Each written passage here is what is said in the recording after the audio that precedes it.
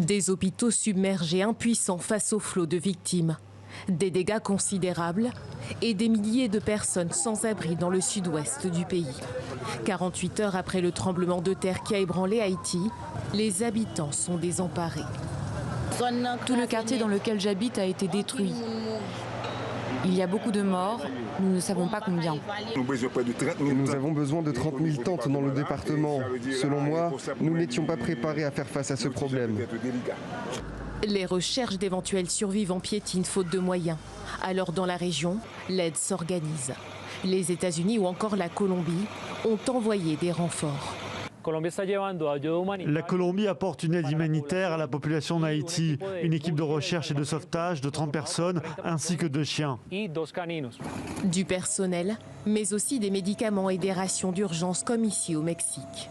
Une aide qui vient gonfler les stocks acheminés par le ministre haïtien de la Santé.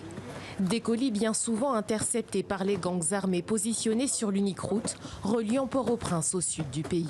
Le Premier ministre haïtien a appelé ses concitoyens à l'unité nationale. Je remercie la communauté internationale qui a mis du matériel à disposition, des avions, des hélicoptères et des bateaux pour faire face à la catastrophe.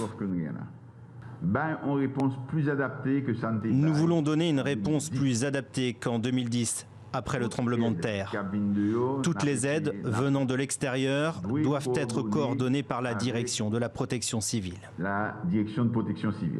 Une aide qui pourrait être entravée à l'approche de la dépression tropicale Grace, attendue dans la nuit de lundi à mardi.